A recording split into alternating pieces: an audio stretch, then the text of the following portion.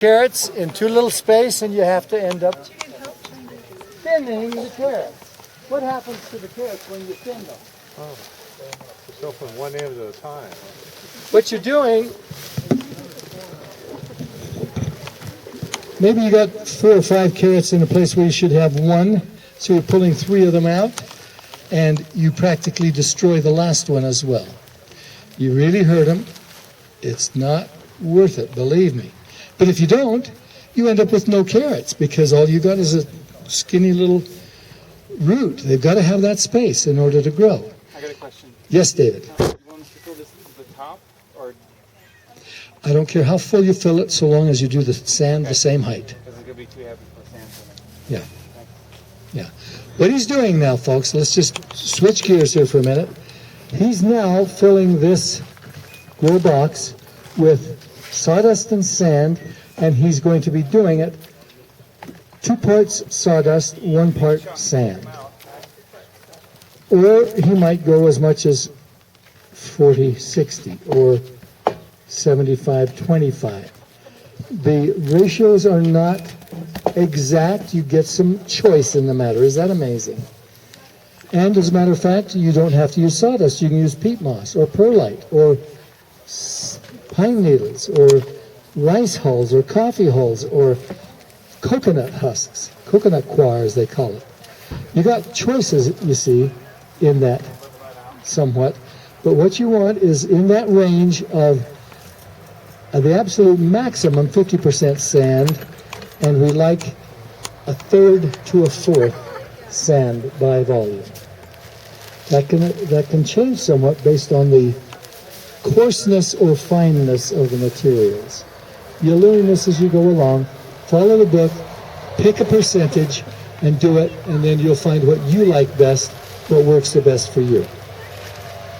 So he's putting in a measured amount of sawdust, and he's going to do this probably 3 or 4 times. Probably do it 4 times, and then he'll do 2 of those with sand, and then he might end up doing 1 more with the sawdust and 1/2 of that much with sand. So what he's trying to do then is to get sawdust and sand in that 2-to-1 ratio. And we'll let him do that for a few minutes while we plant carrots. Back to my attention now. So now I've got a thing of carrots, and there are probably at least 700 seeds in here, so we say, okay, we don't want quite that many, so we take most of them. And what do? Somebody got that can that I threw to David a few minutes ago? That's our measuring can. One of the fertilizer buckets. Do we have any sand, David? Yes. Somebody grab me some of that, please. The question was, where did we get what? Sawdust. Where did you get the sawdust, David? This sawdust is actually free. Got it from a trust company. But you can go down to Wasatch Pallet in, I think it's Springville. They Cut that open for me, will you, Spanish David? pork. And it's $6 a cubic yard. It's very cheap. It is good sawdust. Now, you guys are really lucky to have a good source of sawdust fairly close by. It's really worthwhile getting it because it'll last you a long, long time.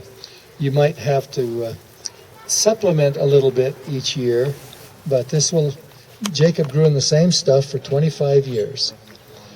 All right, now, rather than standing there and sprinkling this for 2 hours, separating it, or guessing and ending up having to do the thinning and having a mess on your hands, just take the number of seeds that you want and add 100 parts sand to 1 part seed. You put that mixture, 1 part seed, 100 parts sand, into a quart-sized Ziploc bag, seal it with air in it, shake it up good. That mixes them. And you put it back in the can, and then here's how you plant.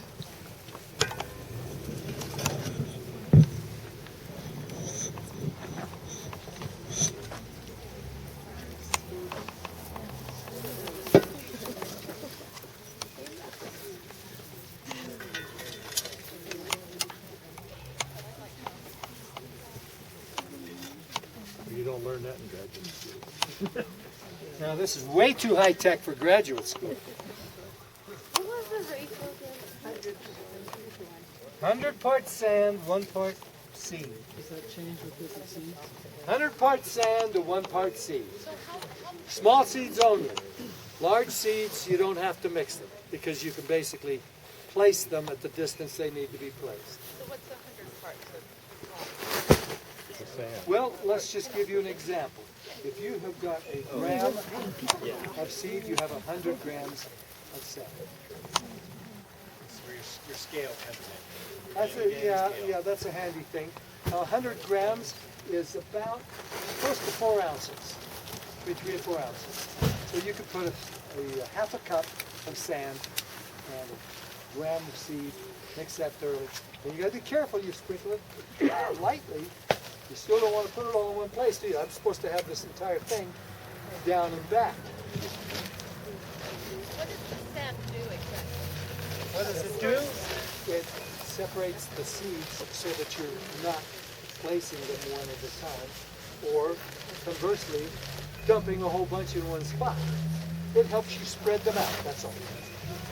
All the sand's doing is helping you spread your seeds out so that they're more or less evenly spaced, so that you don't have that job of thinning. Does that make sense? It works really quite well. You'll get better at it as you practice it, but that's the Actually idea. have seeds in there, right? You're just showing us what he's just showing. She didn't want to plant in there. They're acting like a dye marker too, the sand, because you can see where you've gone. If you were dumping the seeds in, you wouldn't be able to see them anyway. Good point. Yeah, I mean, if you were putting seeds in there, man, they're going to blend in with that soil. You won't even see them. But now you're seeing it. Now, I didn't take the time to do the other one, but that's the idea. Okay, now we just need to cover that, and we're ready to go, huh? Should I take the rake and just gently rake the soil back over that? So cover it with sand. No. All you do. How deep do you cover seeds? 1/8 of an inch. For carrots. I hear 1/8 of an inch. Let's see, a bean seed is about this long and about that wide, about that thick. Is 1/8 of an inch enough for a bean seed? A carrot seed is tiny. A celery seed is minuscule. A petunia seed is like microscopic practically. Do you just do 1/8 of a seed, 1/8 of an inch for everything? No, you don't. You do 2.5 times the seed thickness. And for tiny seeds, you can go 4 times the seed thickness. So just remember those things. And it's the thickness, not the length or the width. But 2.5 to 4 times. So here we go. Now we're covering our seeds. And how much sand are we using? Well, we might use 4 or 5 pounds in this 22-foot bed. What is it doing for us?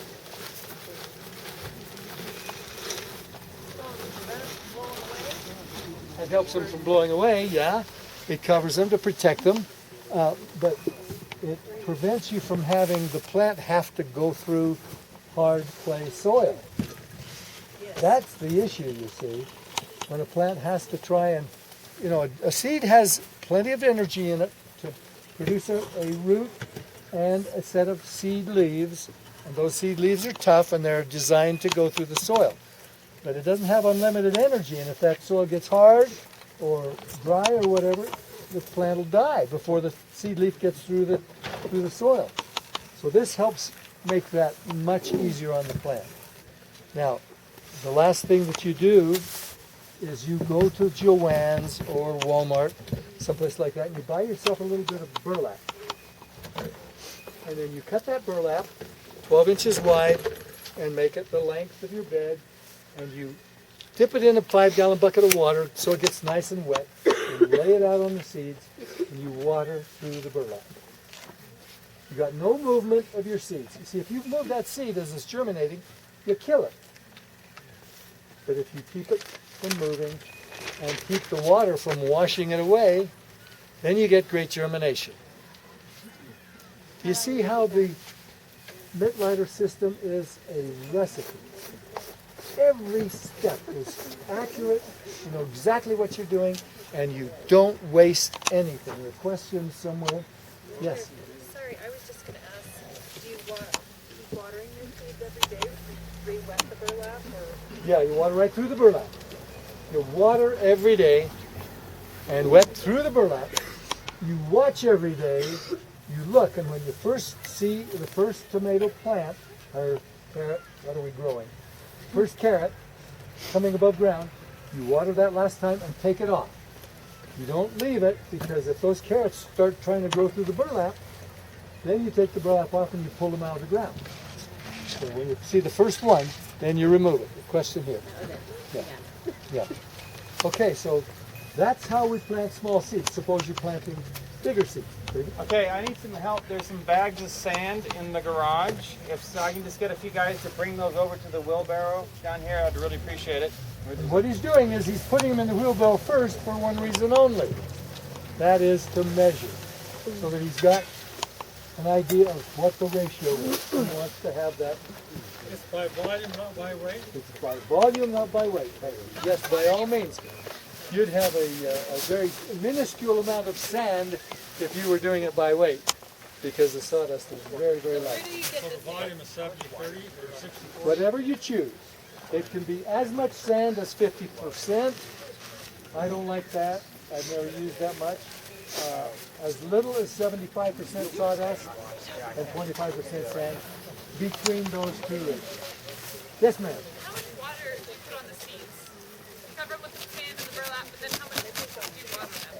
How much do you water? Oh, the The seeds? seeds. Okay, the idea.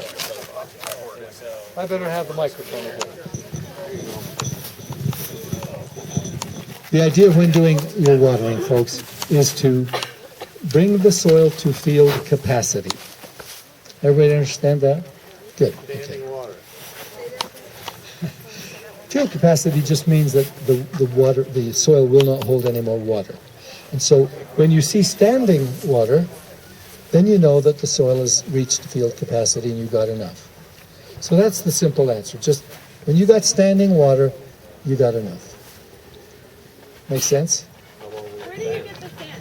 It's not going to stand long. Of course, it's going to fairly quickly seep down, and the soil then will become drier and drier and drier, and probably by tomorrow you're going to need to do it again. But you don't need to do it long. In a box like that, if you have decent water pressure, you're talking less than a minute.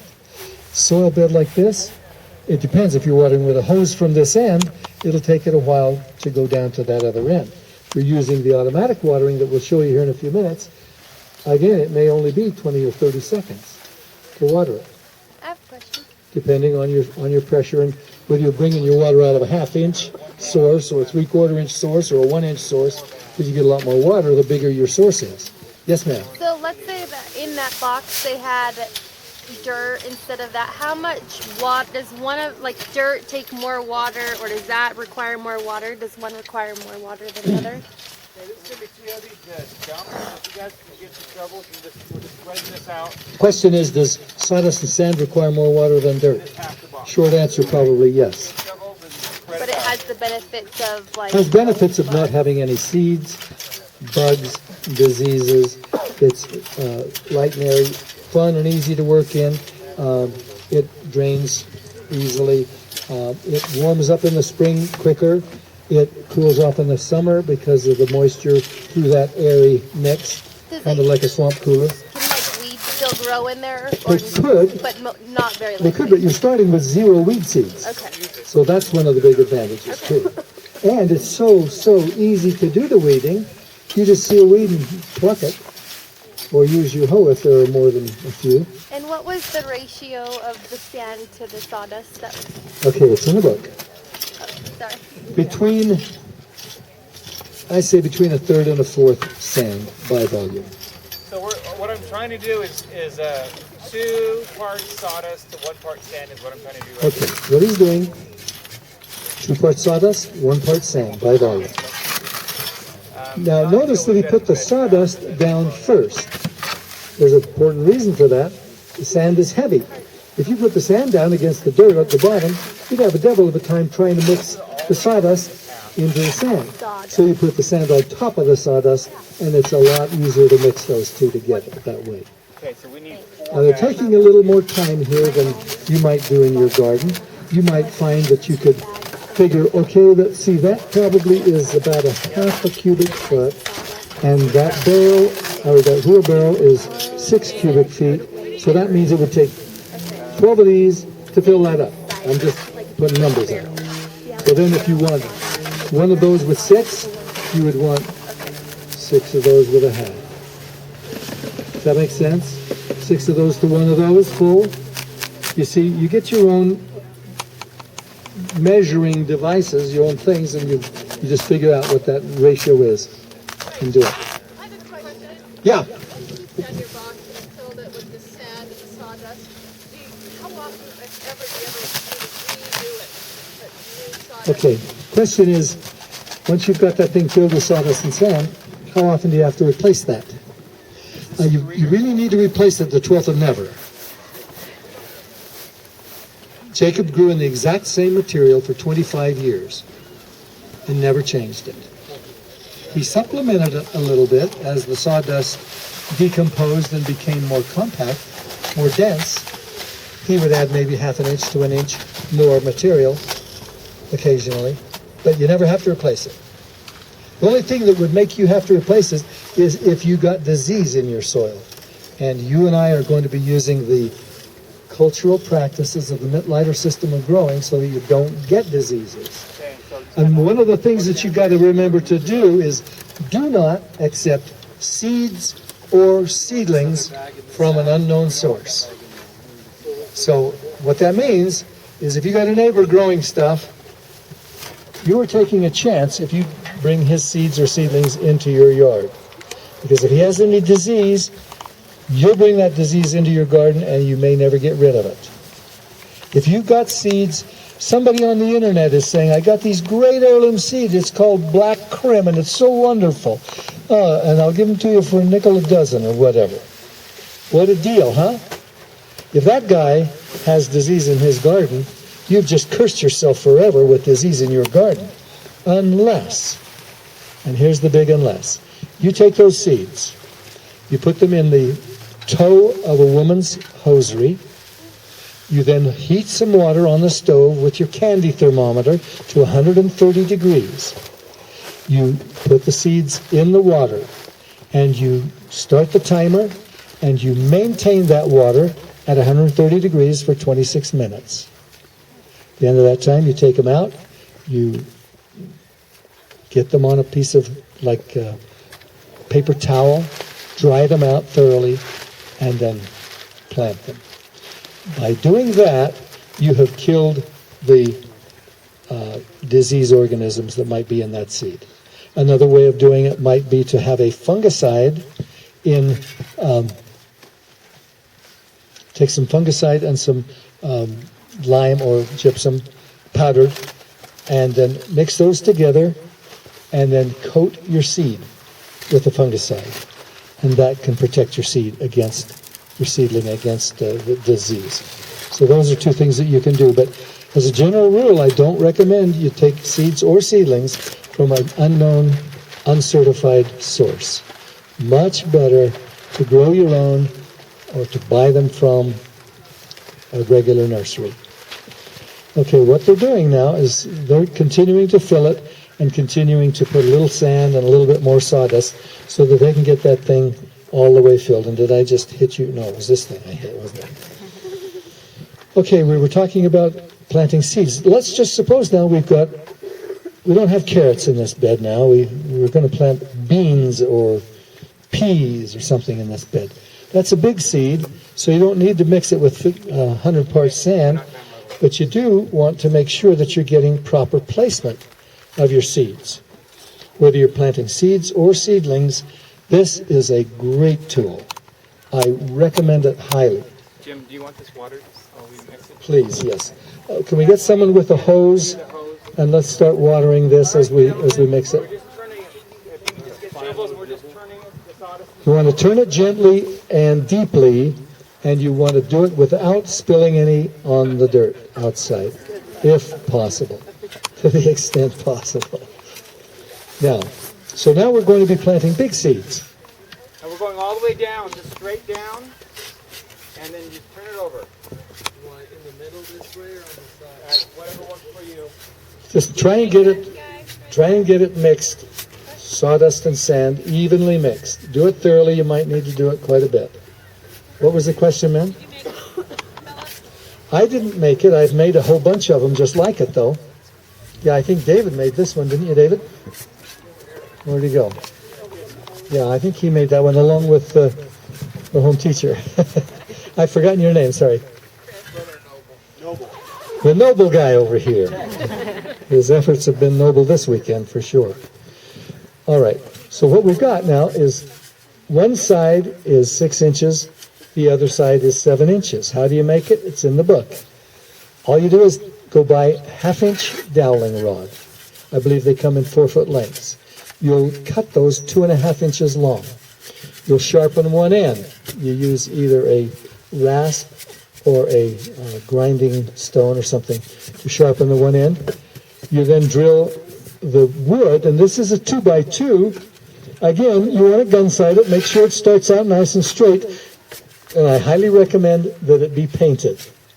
Now, it doesn't have to be perfectly straight forever because it's not a level, but it's nice if it stays straight. What does painting do for us? It'll stop it from warping so much. It'll keep it straight, and it'll keep it from cracking and getting slivers and all that stuff. Exterior acrylic paint. Exterior paint is what you want to use. So we've got a hole drilled every 6 inches, 3/4 of an inch deep. By the way, it's in the book. Hopefully some of you got this book so that you can do this on your own. But 3/4 of an inch deep. One side 6 inches, the other side 7 inches. So that between those two measurements, that gives you almost every measurement that you need in your garden. For example, peas, I might plant 2 inches apart. So using my 6-inch measurement, I'll go on the mark, 1/3, 2/3 on the mark. You see? If I'm planting tomatoes 9 inches apart, it's on the mark, skip in the middle. On the mark. Got that? Broccoli and cauliflower 14 inches apart, so you go every other mark. Zucchini 21 inches, every 3rd mark. Something 18 inches, every 3rd mark on the 6-inch side. You look at the garden planting details schedule, and you'll find that this is a wonderful tool to help you plant your plants just where they need to be. So let's say we're planting peas, and I'm just going to take this thing and use the 6-inch mark.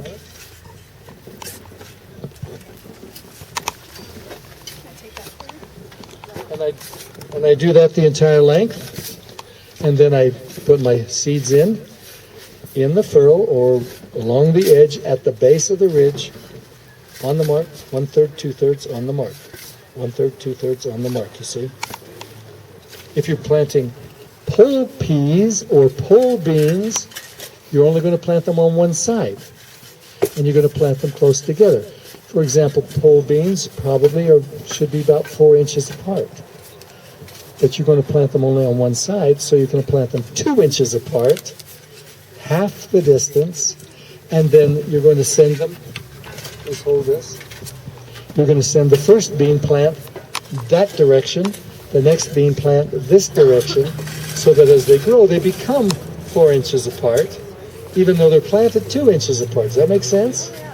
So tomatoes, 9 inches apart, as they grow up, they really are 18 inches apart and 30 inches apart laterally. So they've got the light they need and the space they need, and yet the plant's roots are in the ground close together so that you water as little as possible. You feed only one time, both, double the amount of plants. Okay, the question?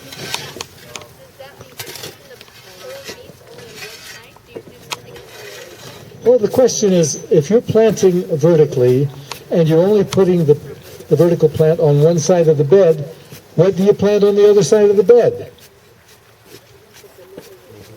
Nada.